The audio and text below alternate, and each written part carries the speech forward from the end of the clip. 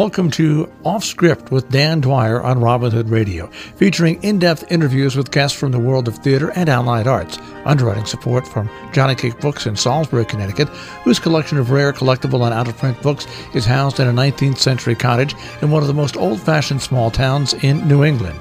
And now, here's the host of Off Script, Dan Dwyer. As summer draws to a close, so does the formal Berkshire theater season, except in recent years, it's become the practice for the major theaters to stage a fall production. From September 13th to October 13th, Shakespeare and Company in Lenox will be presenting Time Stands Still, about a photojournalist facing life after being injured by a roadside bomb in Iraq. The play was nominated for a Tony Award as Best Play in 2010.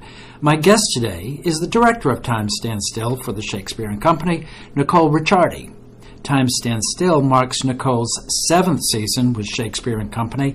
In past season, Nicole has directed works as diverse as the contemporary comedy drama 4,000 Miles and August Strindberg's The Creditors, which was one of the highlights of the 2018 Berkshire summer season.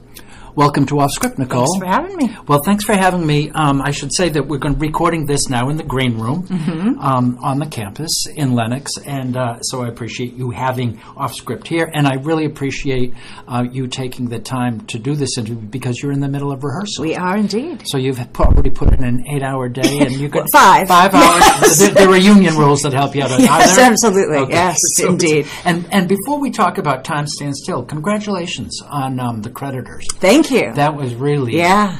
I was really happy that it was received as strongly as it was. Yeah. Because that's a risk. Oh, it's hard. You know, I went to your website and I went back to Shakespeare and Company's website to prepare the interview for today. And I was looking at the summary quotations from some of the local reviewers, and I happened across mine, and I've seen like so much stuff since last summer that I had forgotten how great that production was. Yeah, really, I'm very proud of it. Really good. Yeah. So, Time Stands Still. Yes. I gave a very brief description of it, but why don't you elaborate on that if you could for us briefly, maybe with a point of view about what the characters are and what it's about for people who don't remember the play when it was on Broadway. Great, absolutely. 2008. Yeah. Yep, so the play is about a famed photojournalist named Sarah, who is injured in Iraq and sent back to New York City. And her partner, James, who is a journalist, a reporter, war reporter, who has come back a few weeks before she was injured, and we find out why in the play. I won't ruin it. And now it's about their re-entry, really, into, normal civilian life back at home and how they adjust to that.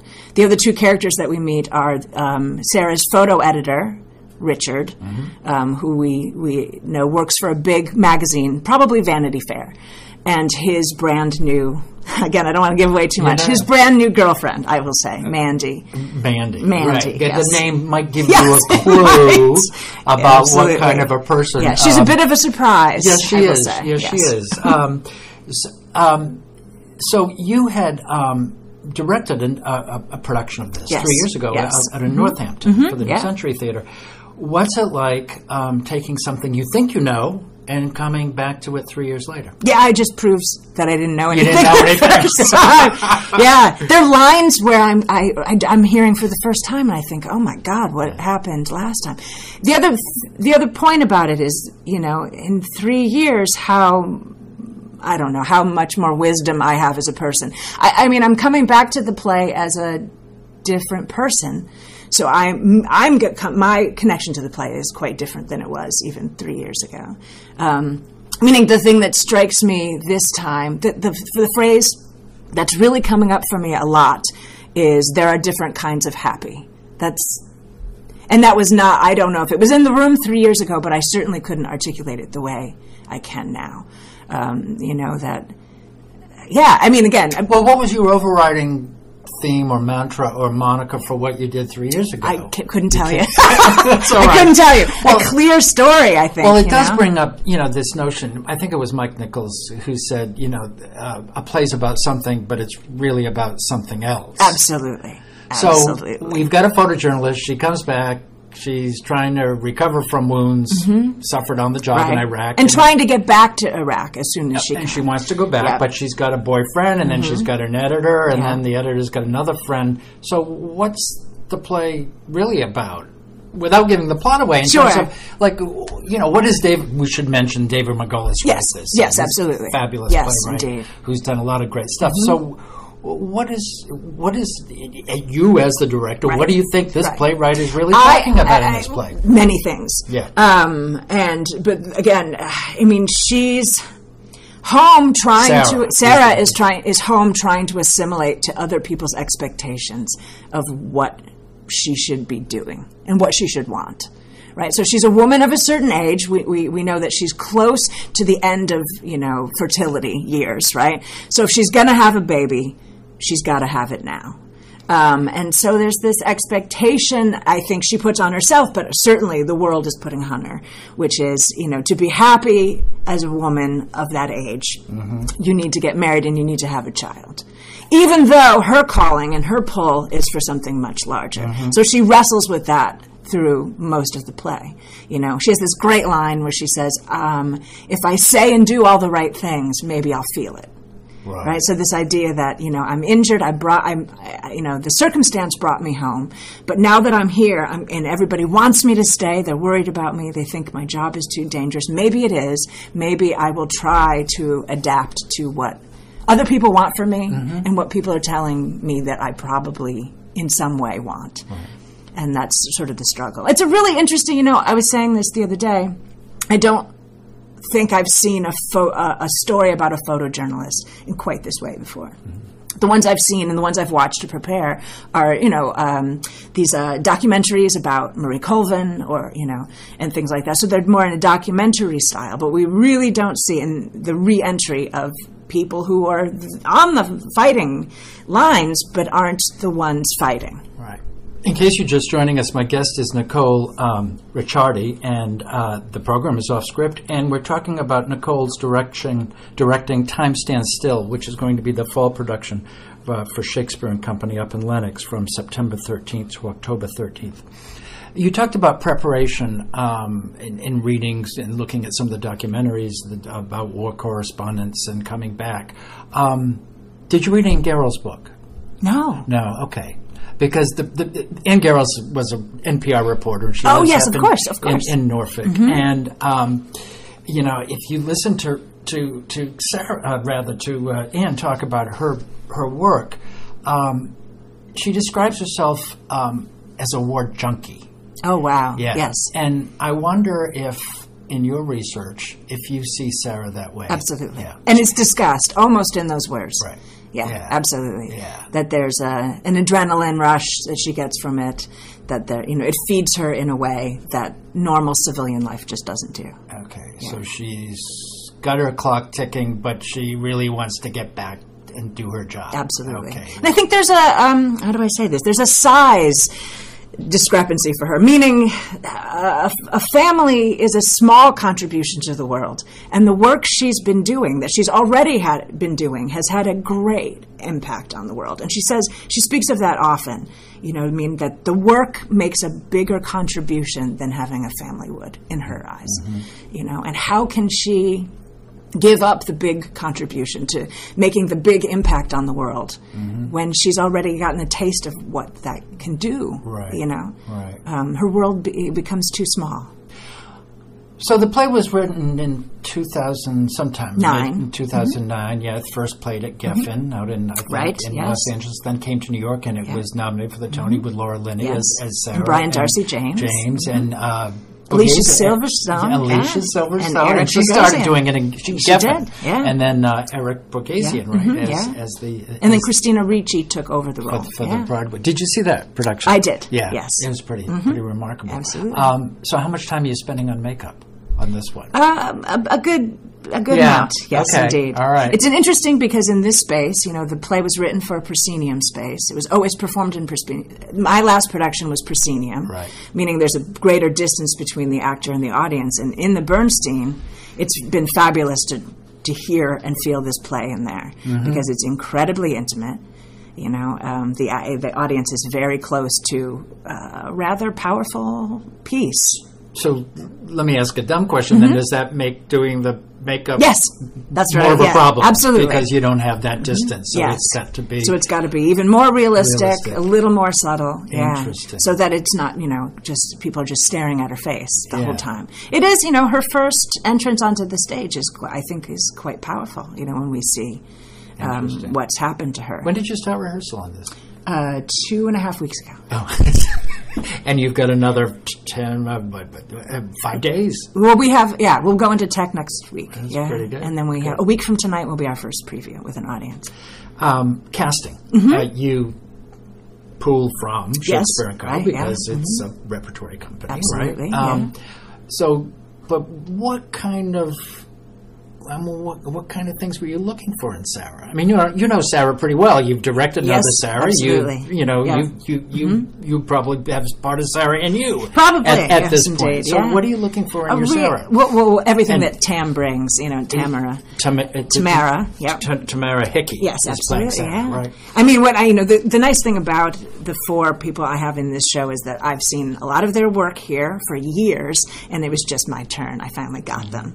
So there's a passion and a really sharp intelligence that Tam brings to this role. So I already knew, you know what I mean? Good. DJ is, that's David Joseph. David Joseph, right? You know, again, very sharp, sweet, kind, and infectious enthusiasm, which is such an important part for this role. And that character has to have...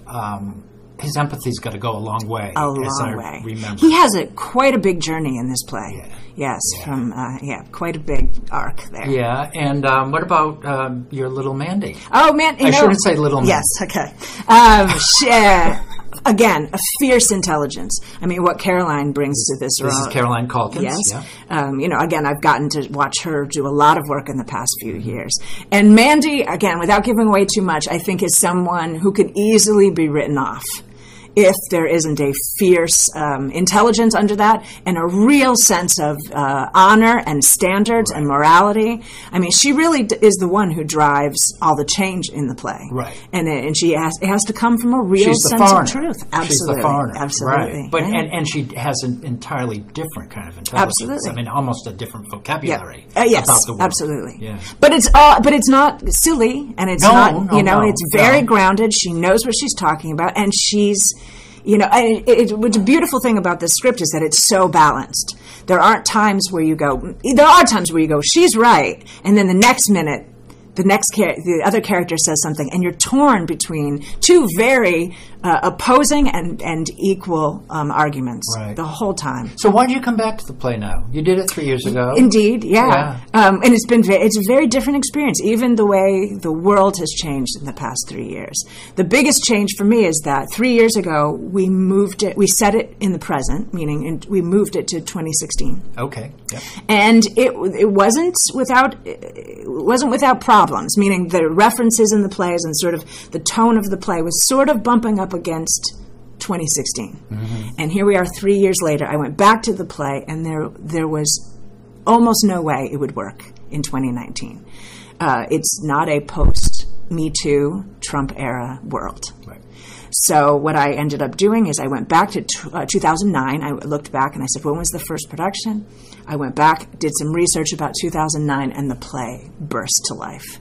So we are setting it in the year Fascinating. It was written. Fascinating. Yeah, and all of a sudden, all of us relaxed, and the play, again, bloomed in a way I couldn't have predicted. Talking about how plays let us see the world, okay, in a different way. Absolutely. When they really work. And we see the world in a play through the main character's eyes. Talk about what it's like to deal with a character named Sarah who sees the world through a camera. Mm-hmm. I mean, you're a director. Yeah. You're not a movie director. Right, yes. So you probably see the world more through the script and how it's going to be staged. Absolutely. But so how does that affect your thinking in dealing with a main character who sees the world through a camera? Right. Well, I mean, it lends to the way she makes decisions throughout her life. You know, she was able to. She speaks of this pretty beautifully in the play. She says, "I'm able to freeze time. I'm able to take horrific events and put a literally a lens between me and the event. Hence the title. Yes, hence the title. Still. Absolutely. Yeah. So her ability to gain control over horrific circumstances is what drives her into thinking that she can find a similar control over everything in her life. And what she can't do is you can't do that to people you love. You can't freeze them in time and move them about the way she can her photographs. You know, that sort of sense of control that she has in her work, she can't bring into the rest of her life, which is where the conflict really starts. Yeah, so it's fascinating, that idea that, you know, she's mastered the ability to freeze time and control things around her. The worst possible things a person could witness. She has witnessed and dealt with in a way by making it very small and removing herself right through a camera lens. And here she is now in her life not able to do that. So really just clocking all the times and all the ways throughout the play where she's trying to use her work skills in her life and how it doesn't work. Remind me what the boyfriend does. James is a reporter. He's a reporter. Yes, indeed. Okay, so he sees the world through the printed page. Absolutely, and he has to and he talks about it in the play, how in order to write about it, he actually has to revisit the events. He has to relive things in order to write about it. And he does talk about very articulately how different their processes are, right? Once the picture's taken, it's taken. She can futz with it. She can make it bigger, larger. She can change things. But it's done, and it's sent. And the interpretation of what's in a photo is really not up to her. She takes the photo, and then the viewer, right, can interpret what they see and how different his process is, how much more work it takes, how much more psychological toll, and the cost of having to revisit things and write about it is so great. And really taking a toll on him. But there must be a psychological cost to Sarah, too, because in taking pictures and freezing tragedies in time, the world will always revisit that tragedy. Absolutely. And she has to live with the responsibility of having brought that to the world's attention. I guess I remember that in the play, too. I think it's absolutely. And the big event, meaning having gotten injured, taken out of the work environment, right, and dropped back, on a couch in Brooklyn. This is the first time she has stood still in years. Right. And I know in my own life, in those times where I'm going, I'm racing past things in my life. I can use work to avoid a lot of things. Right. And then when the work stops, life creeps in. Yeah. And then all of a sudden, I have the time to think about it. I have the time to deal with it, to think about things, and everything comes roaring up. And that's what we see in this play. And we talked about how Mandy is coming from another world and sort of upsets the apple cart, as it were, among the... She's the normal human. She's the normal citizen. She even calls herself, I think she calls herself an ordinary person. Right. Well, because don't you think, have you spent all time with this? People who are war junkies, whether they're photojournalists or whether they're reporters, and even... Richard is a photo editor. Absolutely. Right. It's sort of like people in the theater. People in journalism are not mere mortals. No, neither absolutely. are people in theater. Right. It's a different breed of animal. So she comes in and she listens and she watches and then she starts to question. You people are screwed up. Absolutely. Why would you do this? And she has valid points. Yeah. Again, that's really, especially in this production, the fierce intelligence of Caroline Calkins. It really brings that home. She, holds their feet to the fire and says, I don't understand why you do what you do. It doesn't make any sense to me that you would put your life on the line like this, so that there's a real defense of the work. In case you're just joining us, I'm Dan Dwyer, and my program here is Off Script. We're talking to Nicole Ricciardi, who's the director of Time Stands Still, which is the fall production for Shakespeare and Company up in Lenox from September 13th to October 13th. What do you look... you commented before how Margulies' script is so well written, as is most of all of his stuff. When you pick up a play to read, to decide if you haven't seen it before? Well, that's first of all, that's another question. Right. Do you avoid seeing plays in other productions that you might direct so that it doesn't inform? I'm the complete opposite. I know a lot of people, many of my colleagues are like that. I've never been that way. I've always been it's usually something I've seen that there's a pull, and often it's because I'm hearing or seeing it in a different way as I'm experiencing it, and then I want to get in and I want to try it myself. Almost always. Okay, so if it's a play if it's a new play that hasn't been produced before, how do you read a script? Oh, out loud, always. Okay. Yeah, I can't. Silently reading a script, I can't do it anymore. I'll start that way. Even if you're reading a script just to see if you might want to direct this. Absolutely. You sit there, lie there in bed and read out loud. I do. And I play the parts and I get it. Yeah, I do. Oh, that's great. Yeah, I have to. Especially with a play, like a writer like this, where it's so rhythmic. The next thing I'm doing is Carol Churchill. I'll be doing that at school this fall. And which one are you doing? I'm doing Love and Information, which is so exciting. Oh, yeah. And I mean, is that the one with like 167 little episodes? Absolutely. I saw that at the Royal Court. Oh, wow. Oh, I'm jealous. When it was, I think it's only about, 6 or 7 years old? Mm-hmm. Oh, yeah. Right. And then it came to New York. I saw it at the Royal Court, and I brought my husband, who I drag along to a lot of theater with me. And Jim, if he's listening, God bless you once again. Yes. And he's got Catholic taste, small c, and he's a very smart guy.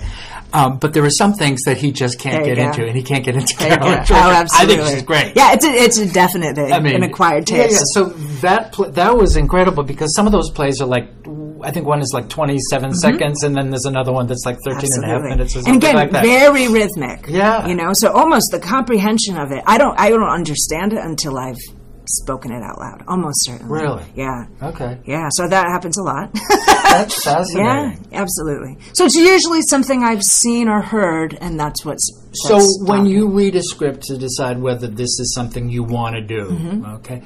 So is it the story that it sounds to me if you're talking out loud, it seems to me you're looking for the rhythm of language as much as maybe in some cases more than you're looking for story. Maybe. I mean, I think the story is the hook. I tend to like stories with an interesting female character or a female point of view. Even Creditors, I would argue. Do you know what I mean? She is a force to be reckoned with, so I'm always interested in that. And something that is timely, meaning there's something to be gained from it. In a similar sense to Sarah, what I understand, as a middle-aged woman who has never had a child and is yet to be married, my contribution is going to be this. If that makes sense. Yeah. I'm a storyteller, so what stories do I feel I could tell in a good way that would make an impact?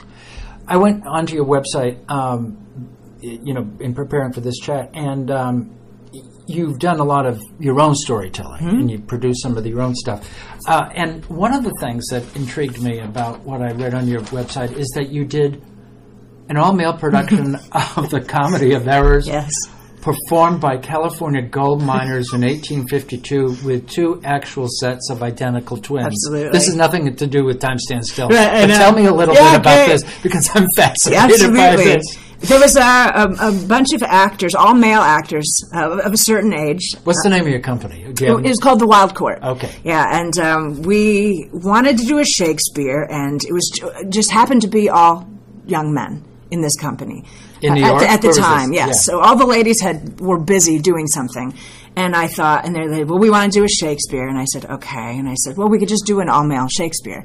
I said, let me marinate on this. That happens a lot, where I will go, give me a week and something will happen. And often when I ask for something to happen, it's as if a light switch is turned on. I was teaching a class of professional actors. One of them was working, his day job was at a local book publishing company that was going under, unfortunately. So what he did was he brought me all of the books about Shakespeare, because it was a Shakespeare class I was teaching. And one of them was, I can't remember the title, I wish I did. And I was reading it on the subway back from class, and in it talked about how the gold rush was one of the most popular times in history for Shakespeare plays. Fascinating. I had no idea. Why? Because they had a sort of an audience. They literally a trapped audience. So what they would do is these companies would go up through the mines and tell these stories, and the men knew the plays very, very well. Most popular, Richard III, which I thought was really interesting. And the miners usually had a copy of Shakespeare with him in the camps. They'd have a Bible and they'd have a copy of the complete works. So these men were reading the plays and would actually recite the text with the company. Fascinating. So they made a lot of money, and these companies that went up through. And then all of a sudden it clicked. You know, the miners, the gold rush, no women around. And so we came up with this premise. I went back into a meeting and I said, how do we make this work? And it just happened that we had a group of miners who hadn't found any gold. They found a way to make some money. There was an identical set of twins in this group, and off we went. And we had two sets of identical twins play the two twins. And so it was a play within a play, right? So we had this group of miners who were putting on the play of the Comedy of Errors, and it was quite an experience, to say the least. When was this? Let me see. This must have been 4 years ago. Yeah, and we want to do it again. We think we're going to do it again. Good. Because, yeah. In New York? In New York, yeah. It was great. Okay, tell me about this other little number you did called We Eat Chekhov. Oh, yes, indeed. Play with music. Uh-huh. Yes, indeed. I got my master's degree in Russia. It was a program via Carnegie Mellon at the time, but it was from the Moscow Art Theater. So I knew the Chekhov vaudevilles very, very well. We performed them all, I believe, while I was over there. For people who don't know, what is a Chekhov vaudeville? It's his one-act plays that he put on. They were almost like cabarets, right, that he would put on in an evening, sort of in a salon, right? And they were very funny, kind of light, really well-written plays. And he's written quite a few, and you can, the two that we did were The Bear, I think, is the most famous, and then A Wedding was the other one. And so I don't know I can't remember where this idea came up. But I was working with a composer. We had worked on a couple of shows, and we had this idea. Again, I don't know where the germ of this came from, but a group of climatologists get stranded up in the North Pole. They get dropped at the wrong base. They get dropped at an abandoned Russian base, and the weather gets so bad that they can't leave. And one of the only things in the bunker is a copy of Chekhov. And so it gets to the point where they're eating beans out of a can, and one of them starts to, who's sort of a kind of an interested actress anyway, starts to stage these plays. So what's your theme here? Theater is survival? Really? Yeah, think about it with those two plays. I like dropping familiar text into unfamiliar mouths. That seems to be, and the transformative power of that, right? So we've got a bunch of scientists stuck in this bunker who really find themselves through the work of Anton Chekhov, in the performing of work that they would never, in an environment where they feel safe enough to do that. So that same thing with Comedy of Errors, these rough and tumble grub miners who kind of find their vulnerability, especially the men playing the women. That's terrific. Yeah. Fascinating. I'm going to look forward to the Comedy of Errors on Absolutely. its new production in New York sometime. But what we're looking forward to now is your direction of Time Stands Still. Indeed. At the Shakespeare and Company from September 13th to October 13th. I want to thank you for having me here, and thank you very much for taking time during your rehearsal. No problem. And break a leg. Thank you. Appreciate it. And thanks for joining us. The program again off script on Robin Hood Radio, based here in Sharon, the smallest NPR station in the nation. If you've liked what you've heard on this program and others, go to robinhoodradio.com and on the support page, express your support. Thanks for joining us. Until the next time, be well.